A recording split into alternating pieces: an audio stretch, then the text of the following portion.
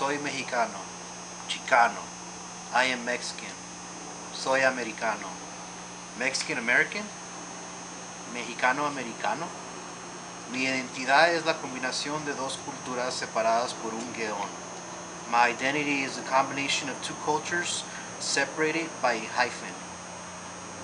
Hello, my name is Abel Martin, and this is my math project for Social Work 520, Professor Pius' class at Cal State University, Northridge. I began this video about a poem that identifies two cultures, Mexican and American, often separated by a hyphen, the hyphen between Mexican and American.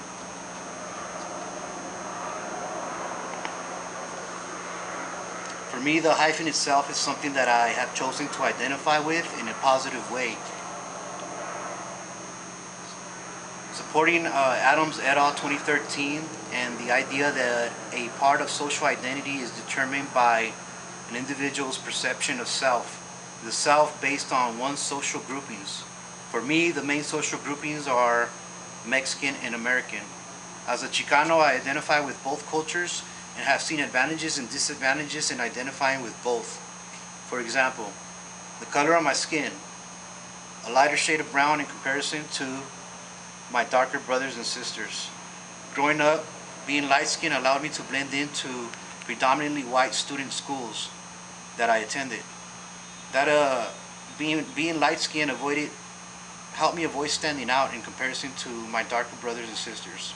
On the other hand, living and growing up light-skinned in a predominantly darker shade of brown neighborhood would expose me to such things as disbelief from my peers, which would ask me to prove my being a real Latino or Mexican by being asked to do such things as speak Spanish.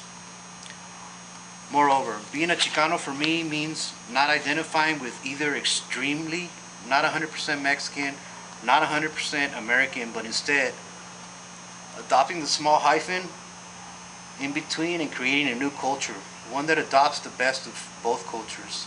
A culture that is tolerant and open to the struggles and issues of society's members and society overall. Our issues and struggles may all be unique, but we are also interconnected and a part of a larger and defective system, one that thrives by creating division amongst us. As a Chicano social worker in training, I plead to my peers, family, and fellow humans that we all stand beside each other and work together towards creating long-lasting and positive social change that would impact the masses. This type of change will require that we accept and or see past each other's differences. Maybe then we can all work together and focus our energy on creating positive and lasting social change that will provide for real social and economic equality for all, regardless of who they are. Back to the mask, who I am, the inside and the outside.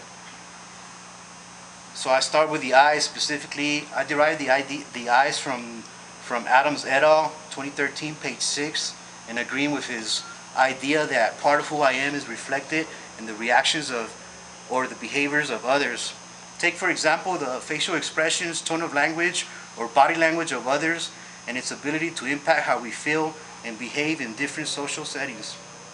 That being said, I believe that I'm in a social setting where I could trust, and that social workers are professionals and in training, and with that I'm going to share the following. The box.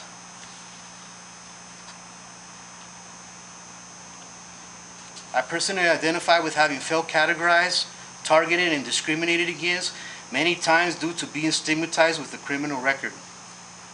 I really wish I could see you guys' faces right now. That's just to prove my point. The immediate facial expressions, body language, and tone of voice of many potential employers during various job interviews has often made me feel categorized, discouraged, and stigmatized.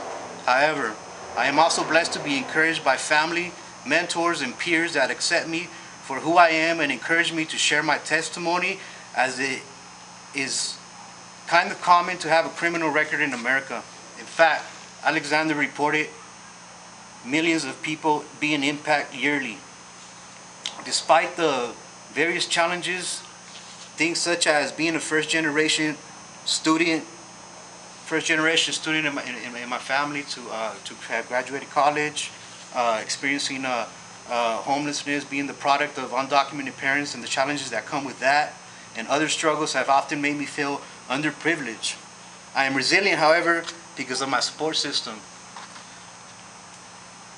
Lastly, I wanted to talk about my mouth also and recognize that as a male, I exercise a socially created privilege when it comes to such things as contributing to a group discussion.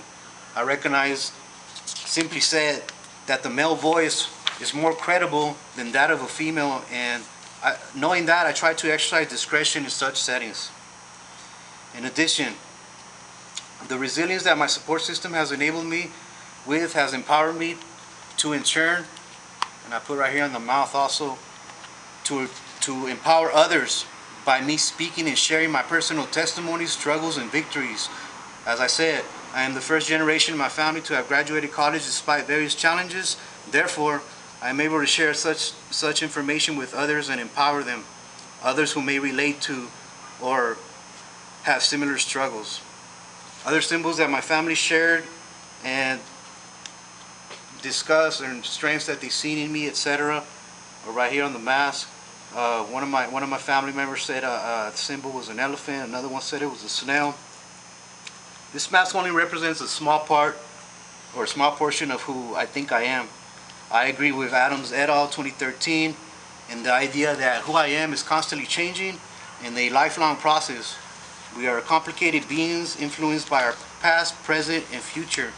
In other words, who we are or who we become is influenced by the experience of our individual life journeys. Thanks for your time and have a good journey.